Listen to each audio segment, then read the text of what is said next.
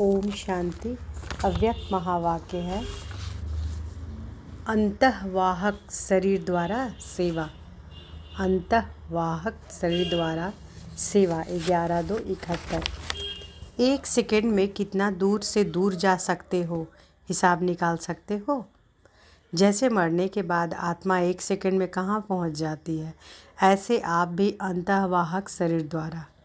अंतःवाहक शरीर जो कहते हैं उसका भावार्थ क्या है?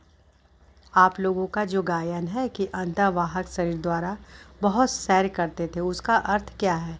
यह गायन सिर्फ दिव्य दृष्टि वालों का नहीं है, लेकिन तुम सभी का है। यह लोग तो अंतःवाहक शरीर का अपना अर्थ बताते हैं, लेकिन यथार्थ अर्थ यही है कि अंत के समय की जो आप लोगों की कर्मातीत अवस्था की स्थिति है, वह जैसे वाहन होता है ना, कोई ना कोई वाहन द्वारा सैर किया जाता है, कहाँ का कहाँ पहुँच जाते हैं। वैसे जब कर्मातीत अवस्था बन जाती है तो यह स्थिति होने से 1 सेकंड में कहाँ का कहाँ पहुँच सकते हैं। इसलिए अंतःवाहक शरीर कहते हैं। इसलिए अंतःवाहक शरीर कहते हैं। वास्तव में यह अंतिम स्थिति का गायन है।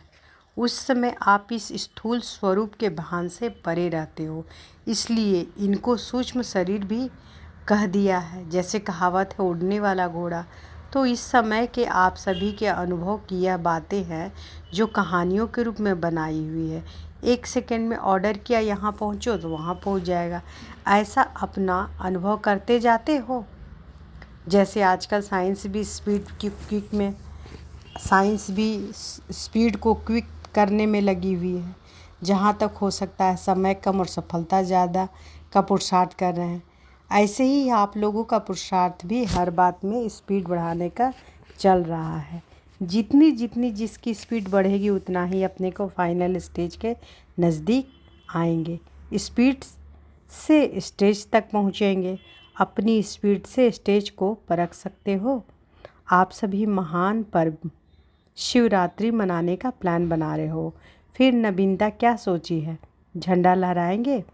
अपने अपने सेवा केंद्रों पर झंडा भले लहराओ, लेकिन हर एक आत्मा के दिल पर बाप की प्रत्यक्षता का झंडा लहराओ। तो बाबा क्या कह रहे हैं कि शिवरात्रि मनाने का प्लान बना रहे हो, तो नवीनता क्या सोची है? झंडा लहराएंगे। तो अपने अपने सेवा केंद्रों पर बाबा कहते हैं कि झंडा भले लहराओ, लेकिन हर एक आत्मा के दिल पर बाप की प्रत्यक्षता का झंडा लहराओ। वह तब होगा जब शक्ति स्वरूप की प्रत्यक्षता होगी। शक्ति स्वरूप से ही सर्वशक्तिमान को प्रत्यक्ष कर सकते हैं। शक्ति स्वरूप अर्थात संहारी और अलंकारी। जिसमें स्टेज पर आते हो उसमें अपने पहली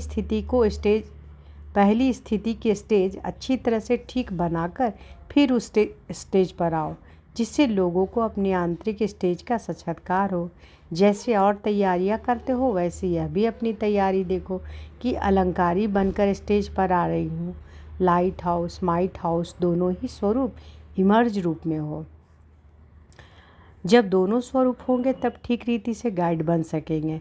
आपके बाप शब्द में इतना स्नेह और शक्ति भरी हुई हो जो यह शब्द ज्ञान अंजन का काम करे। तो बाबा क्या कह रहे हैं कि आपके बाप शब्द में इतना स्नेह और शक्ति भरी हुई हो जो यह शब्द ज्ञान अंजन का काम करे, अनाथ को सनाथ बना दे। इस एक शब्द में इतनी शक्ति भरो।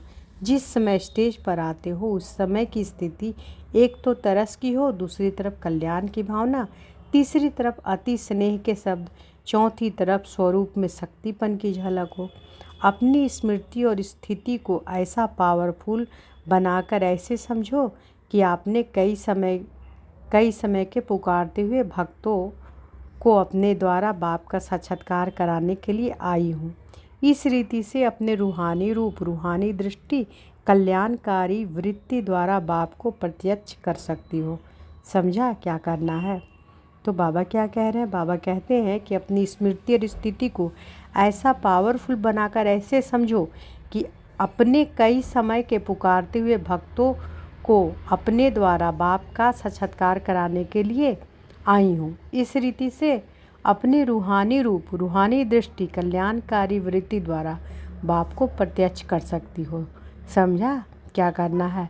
सिर्फ भाषण की तैयारी नहीं करना है, सिर्फ भाषण की तैयारी नहीं करनी है, लेकिन भाषण की तैयारी ऐसी करो जो भाषण द्वारा भाषा से भी परे स्थिति में ले जाने का अनुभव कराओ।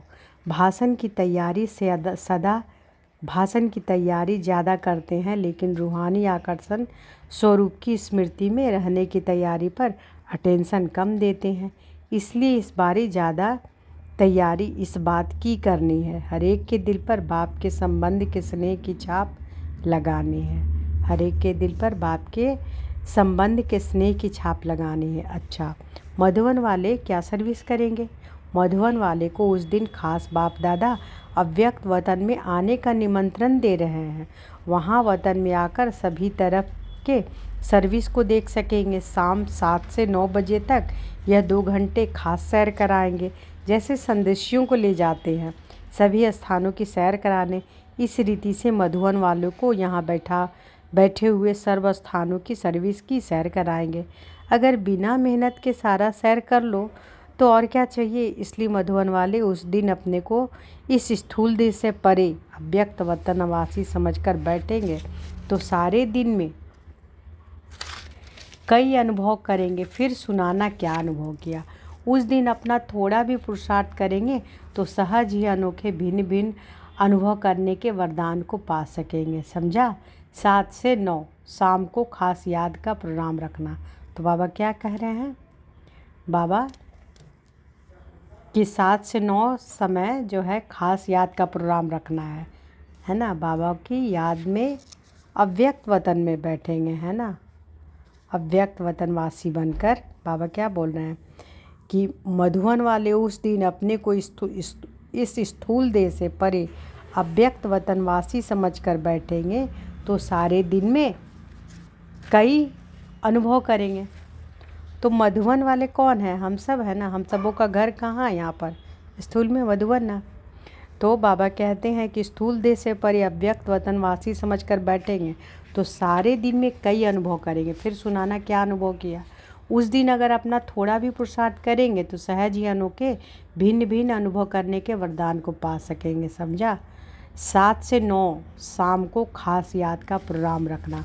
तो बाबा याद का प्रोग्राम का टाइम भी बता रहे हैं कि शाम में 7 से 9 का रखना। यूँ तो सारे दिन का ही निमंत्रण दे रहे हैं, लेकिन विशेष यह सैर का समय है। ऐसे समय पर हर एक यथाशक्ति अनुभव कर सकेंगे। मधुबन वाले विशेष स्नेही हैं, इसलिए विशेष निमंत्रण है। सिर्फ बुद्धि द्वारा अपने इस देह के भान से अलग होकर बैठना।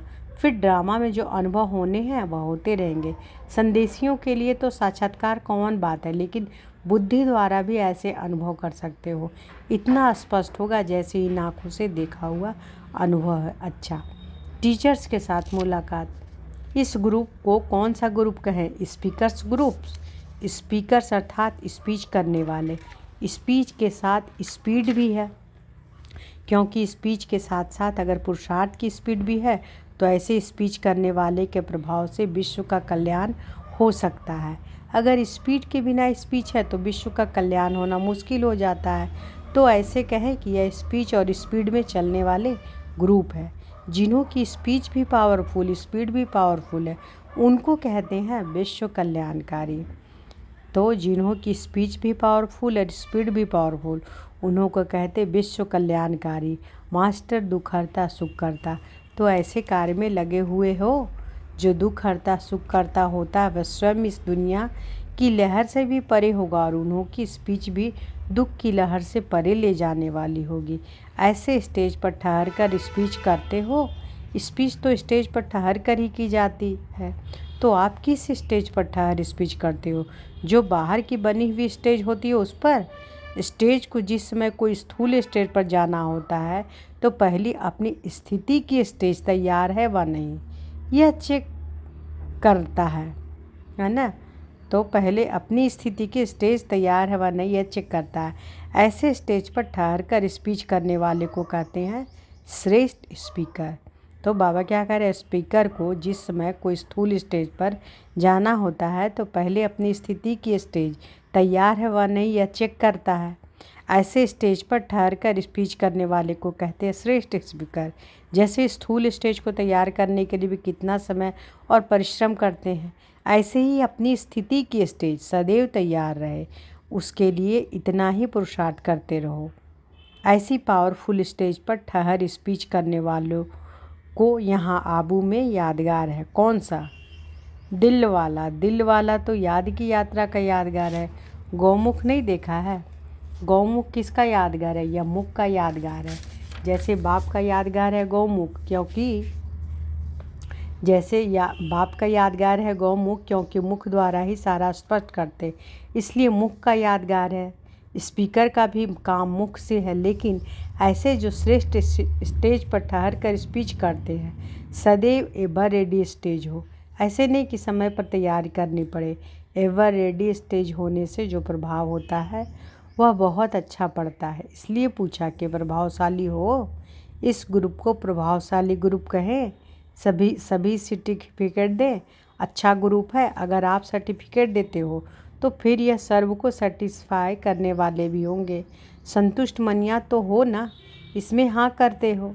अगर खुद संतुष्ट मनिया है तो औरों को भी संतुष्ट करेंगे। टीचर्स का भी पेपर होता है। कैसे?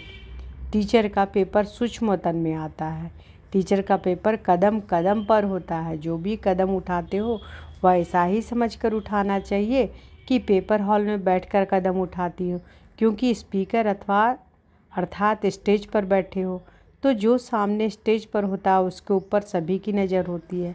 आप लोग भी ऊंची स्टेज पर बैठे हो, अनेक आत्माओं की निगाह आप लोगों के कदम पर है, तो आपको कदम कदम पर ऐसा अटेंशन से कदम उठाना है। अगर एक कदम भी ढीला व कुछ भी नीचे ऊपर उठता है तो अनेक आप लोगों को फॉलो करेंगे। इसलिए टीचर्स को जो भी कदम उठाना है वह ऐसा मानकर उठाना है, क्योंकि ताजधारी बने हो ना। ताज कौन सा मिला है? जिम्मेवारी का ताज। जितनी बड़ी जिम्मेवारी उतना बड़ा ताज। तो जो बड़ी जिम्मेवारी मिली हुई है तो अपने को ऐसे निमित्त बने हुए समझ करके फिर कदम उठाओ। अभी अलबेलापन नहीं। ताज व तख्तधारी बनने के बाद अलबेलापन समाप्त हो जाता है। अलबेलापन अर्थात पुरुषार्थ में अलबेलापन। इस ग्रुप को सदैव यह समझना चाहिए कि जो भी कदम व कर्म होता है वह हर कर्म विश्व के लिए एक एग्जाम्पल बन करके रहे, क्योंकि आप लोगों के इन कर्मों का कहानियों के रूप में यादगार बनेगा। आप लोगों की यह चरित्र गायन योग्य बनेंगे। इतनी जिम्मेवारी समझकर चलते हो। यह इस जिम्मेवार ग्रुप की विशेषता है। जो जितना जिम्मेवार उतना ही हल्का रहेगा। अच्छा।